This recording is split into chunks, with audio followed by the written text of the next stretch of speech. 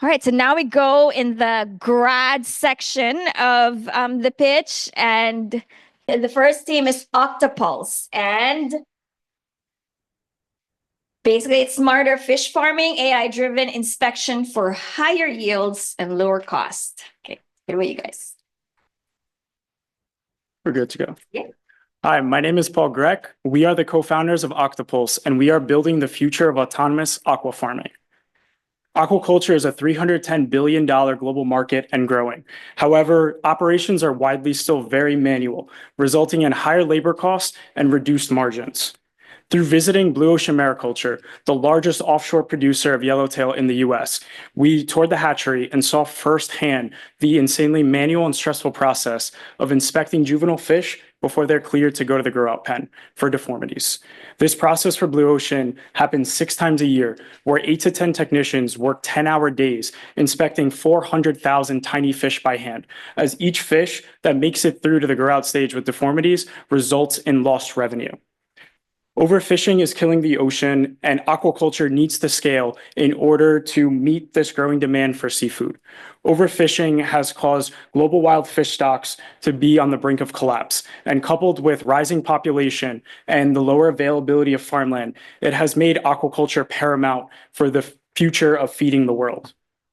However, with stricter environmental regulation and rising labor costs, aquaculture requires improvements in technology in order to sustainably scale to meet this growing demand for seafood.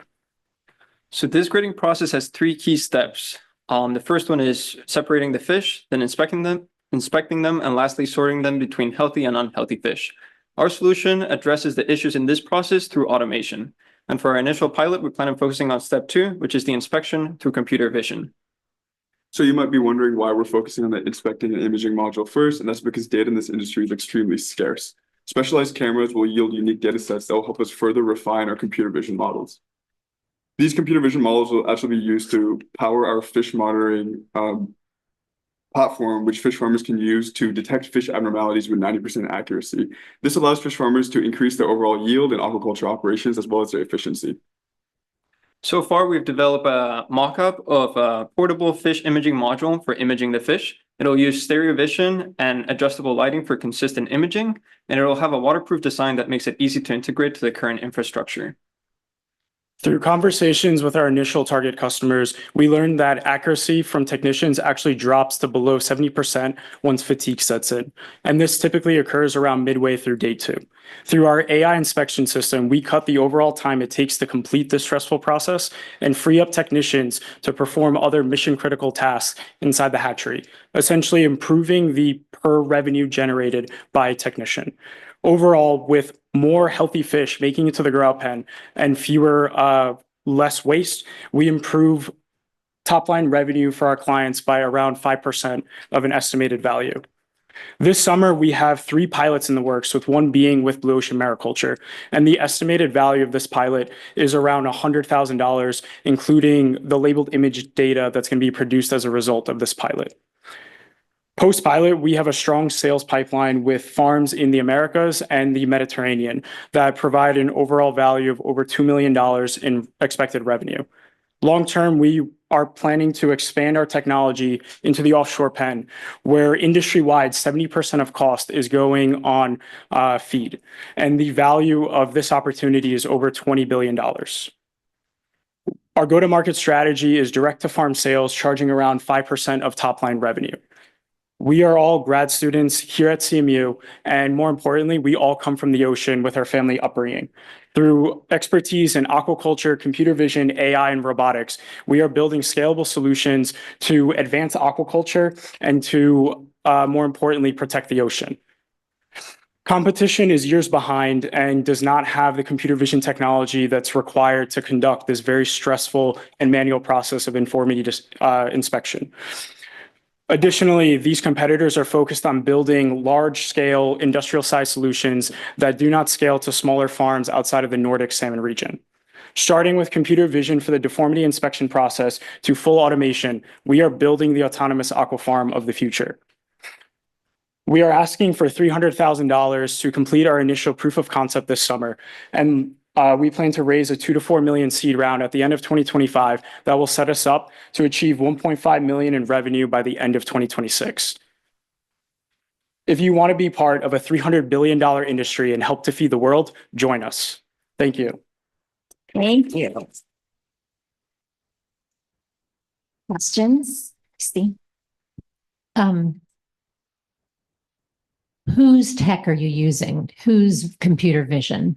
Is this an off-the-shelf component that you're buying? So the camera itself we're purchasing, we're planning on using SED Mini, which is used in robotics and AI. It comes with depth sensing and motion detection, and then the actual computer model will be our own. Yeah, the computer vision model will be fine-tuning off of YOLO and a bunch of foundational models. The data is the most important part, which we'll be collecting directly from the farms. No, I understand that. I'm really concerned. I'm interested in the hardware component. Sure. So sourcing, domestic, international, where? For the actual hardware, domestic. Okay. And you're going to build your system where? Here. You put you already have a way to do that. You have already. Yeah, we're applying to accelerators this summer, so that way we can leverage their operations. And typically, a lot of the hardware-focused ones will have a huge machine shop that we could use to actually build out. Yeah, the hardware itself for the imaging, that's why we're starting with imaging. It has the lowest barrier of entry. Later on, the full-scale automation will require a higher capital, like in order to purchase like conveyor belts, but for the first camera module, we don't expect it to be too expensive, or we plan for it to be around $2,000, like this box. John? I actually had questions along the same line. You've got plans to have 3, was it?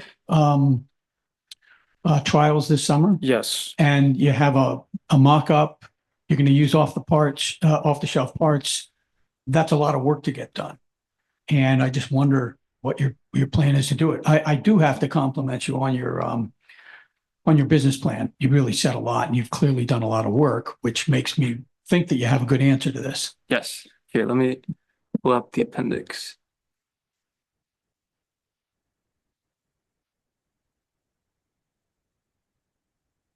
There we go. So like I mentioned, our goal is to start with a low barrier of entry hardware and then increase production as we increase our revenue. So the imaging module, it'll mainly consist of 3D printed parts and like 80-20 metal for the first prototypes while we gather the data sets. Then as we expand, we plan on investing in more capable solutions for mass production. So like injection molded parts to make it increase the efficiency. But at first we plan to build mostly in-house. Taki? Can I ask, I'll ask a follow-up question. So typically when you're building any kind of product, software, whatever, you have an MVP, right? Your minimum viable product, least amount of investment to test your prototype.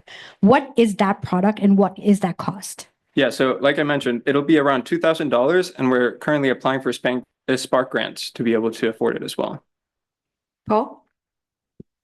I have a math question about the economics. So I'm trying to understand. It says that for 400,000 fish, it takes 10 technicians working 8 hours a day, 10 days. That's 800 people hours, I think. 10 times 8 times 10. If you paid each of them $10 an hour, that's $8,000 to process 400,000 fish. That sounds like a good deal already.